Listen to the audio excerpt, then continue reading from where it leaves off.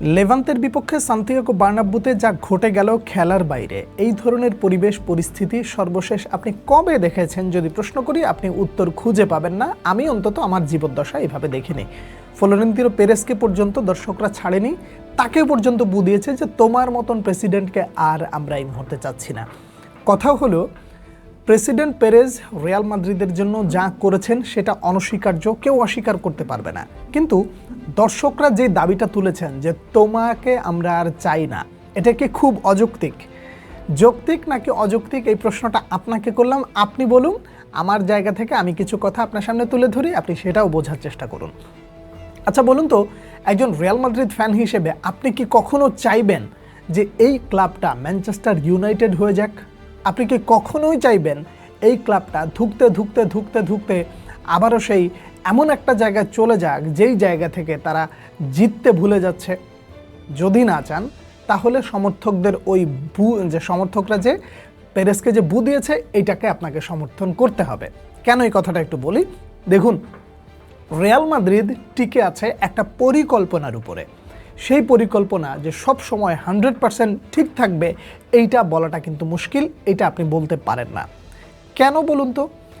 টাকা তো ম্যানচেস্টার ইউনাইটেডেরও আছে, প্রতি বছর ভরি ভরি ভরি ভরি টাকা তারা খরচ করতেছে, কিন্তু তারা সেই কাঙ্ক্ষিত সাফল্যতা পাচ্ছে না, বা ওই পর্যন্ত যেতে পারছে না। আপনি ফার্গুসনের আমলের কথাটা একটু চিন্তা করে দেখতে পারেন যে সেই আমলে ম্যানচেস্টার ইউনাইটেড কি ছিল। তারপরে ধীরে ধীরে ধীরে ধীরে এমন একটা জায়গায় গিয়ে ঠেকেছে যেখান থেকে তারা এখন শিরোপা কালে ভদ্রে জিতছে, এবং সেটা নিয়ে তাদেরকে সন্তুষ্ট হতে হচ্ছে। বছরের পর বছর তারা যেই ধরনের ট্রান্সফার করছে, এই ট্রান্সফারেও তারা আসলে ওইভাবে খুশি হতে পারছে না। খুশি হতে পারছে না কোন জায়গা দিয়ে? শিরোপা জিততে পারছে না। তো ম্যানচেস্টার ইউনাইটেড যে তাদের লেগেসিটা ধরে রাখতে পারে নাই, এমনও তো সময় আসতে পারে যে রিয়াল মাদ্রিদ তাদের ওই লেগেসিটা ধরে রাখতে পারছে না, যে ধারাবাহিকভাবে তাদের যে জেতার ক্ষুধা, যে শিরোপা জেতার যে উল্লাস, সেটা তারা অনেক দিন পরে করছে। এরকম যদি হয়, তাহলে আপনি কি তখন মেনে নিতে পারবেন? আপনি মেনে নিতে পারবেন। আমার এই কথাগুলো শোনার পরে আপনি বলবেন দিস ইজ রিয়াল মাদ্রিদ, তারা কামব্যাক করবে। ভাই, একটু নাটক কম করেন, আগে বাস্তবতা বোঝার চেষ্টা করেন। ফ্লোরেন্তিনো পেরেজ একটা ব্যবসায়িক মাইন্ডসেটের মানুষ, এই লোকটার অভ্যাস খারাপ হয়ে গেছে। আমি খুবই বিনয়ের সাথে বলতেছি, মুখ দিয়ে অনেক আউল ফাউল কথা বের হয়ে যেতে পারে, সেই জন্য আমি যথেষ্ট পরিমাণ ঠান্ডা হয়ে তারপরে এই কথাগুলো বলার জন্য ক্যামেরাটা অন করেছি। দেখুন, এই লোকটার অভ্যাস খারাপ হয়ে গেছে কখন? সে হোসেলুর মতন একটা প্লেয়ারকে দিয়ে চ্যাম্পিয়ন্স লিগ জিতে ফেলতে পারে। বায়ার্ন মিউনিখের বিপক্ষে যে কামব্যাকটা দিয়েছিল হোসেলু গোল দিয়ে, ওনার তো অভ্যাস খারাপ হয়ে গেছে ওই জায়গা দিয়ে। ক্রিস্টিয়ানো রোনালদোর মতন প্লেয়ার চলে যাওয়ার পরে সে চ্যাম্পিয়ন্স লিগ জিততে পারে। প্রপার নাম্বার 9 ছাড়া যখন চ্যাম্পিয়ন্স লিগ আইনে দেয় কার্লো আনচেলত্তি, তখন এই লোকটার অভ্যাস তো খারাপ হবেই। প্রতিটা সিজনে প্রত্যেকটা কোচকে কষ্ট দিয়ে শেষ করে দেয় ফ্লোরেন্তিনো পেরেজ। এই ভুলটা যদি আমি বলি, তাহলে আপনি আমাকে বকাঝকা করেন না, কারণ এই জায়গাটা একজন রিয়াল মাদ্রিদ কোর মাদ্রিদিস্তা, যে আপনি তাকে জিজ্ঞাসা করে দেখেন, সে খুব ভালো করে রিলেট করতে পারবে। যদি আপনি প্রশ্ন করতে না চান, আমি আপনাকে কয়েকটা কথা বলে দিচ্ছি। দেখুন, কার্লো আনচেলত্তির আমলে যখন তিনি চ্যাম্পিয়ন্স লিগটা জিতে দিল, থিবো কোর্তোয়া লাইনে ছিল, এইডার মিলিতাও লাইনে ছিল, তারপরে ডেভিড আলাবা লাইনে ছিল। কাদেরকে দিয়ে আপনি একটা দল চালাবেন? কারবাহাল নাই, আলাবা নাই, থিবো কোর্তোয়া নাই। এই প্রত্যেকটা প্লেয়ার একটার পর একটা ইনজুরিতে পড়ে যাওয়ার পর ফ্লোরেন্তিনো পেরেজের কথা, ঠিক আছে তুমি চালিয়ে নাও, যা আছে তাদেরকে দিয়েই মোটামুটি স্কোয়াডটা ঠিক করে নাও। আর্লিয়ান সুয়েমেনি ডিফেন্সে চলে আসেন। সে কি একজন ডিফেন্ডার? সে যে এখন অবধি ভার্সাটাইল হিসেবে টিকে আছে, এটাই তো আপনার কাছে কপাল। তারপরে কামাভিঙ্গার কথা বলেন, সে কি একজন লেফট ব্যাক? আপনি তাকে দিয়ে আপনি লেফট ব্যাকে খেলাইতে হচ্ছে। আপনি এই ধরনের জিনিস আর কত দেখবেন? এই রিয়াল মাদ্রিদ থেকে ভাস্কেস চলে গেছে। ভাস্কেস কি কখনোই একজন রাইট ব্যাক ছিল, প্রপার রাইট ব্যাক? সে তো ছিল একজন উইঙ্গার, তাকে রাইট ব্যাক বানানো হয়েছে এক প্রকার। তো এই যে কালচার, এই কালচারটা তৈরি হলো কেন?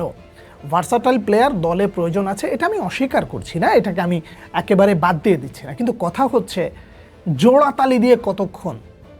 এই যে মনে করেন যে 20-এর পর থেকে জোড়াতালি রিয়াল মাদ্রিদের পেছনে লেগে আছে, ধরেন 22-এর পর থেকে লেগে আছে, এই যে জোড়াতালি, এই কালচারটা ফ্লোরেন্তিনো পেরেজ কবে শেষ করবেন?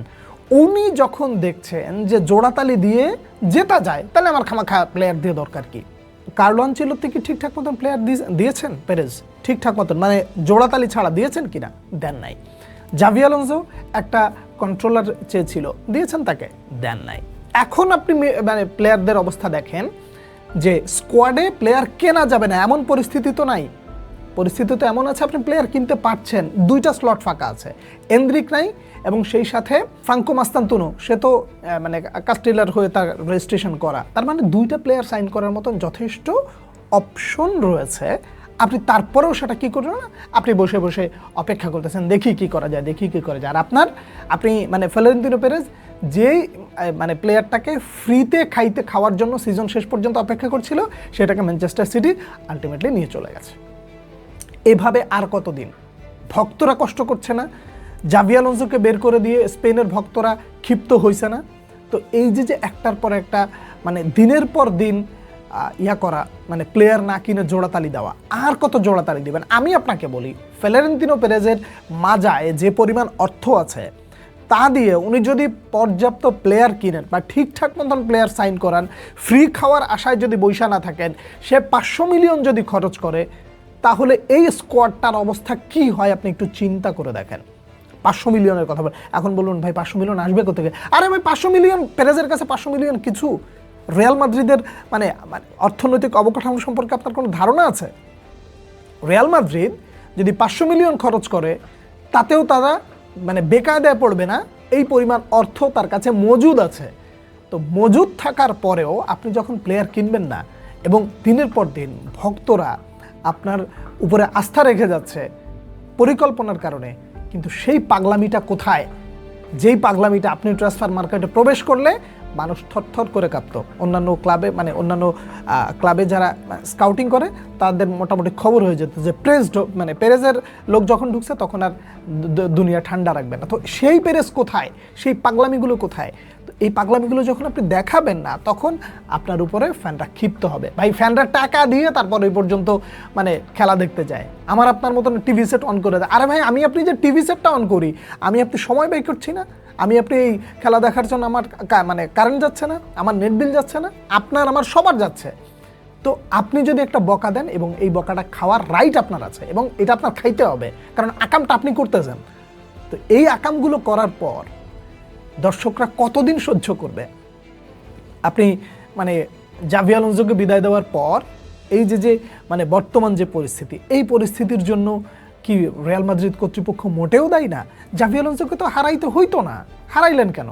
হারাইছেন শুধুমাত্র তাকে ঠিকঠাক মতন প্লেয়ার দিতে পারলেন না এবং একই সাথে জাভি আলোনসোর দোষ ছিল সে ঠিকঠাক মতন ড্রেসিং রুমটা মেনটেন করতে পারে না। কিন্তু সেই জোড়াতালির জন্য, ফ্লোরেন্তিনো পেরেজের হটকারিতার জন্য যদি দর্শকরা বু দেয়, তাহলে আপনি তাকে সমর্থন না জানায়ও আসলে কিছু করতে পারবেন না, বরং আপনিও বলতে বাধ্য হবেন পেরেজেরও ভুল আছে।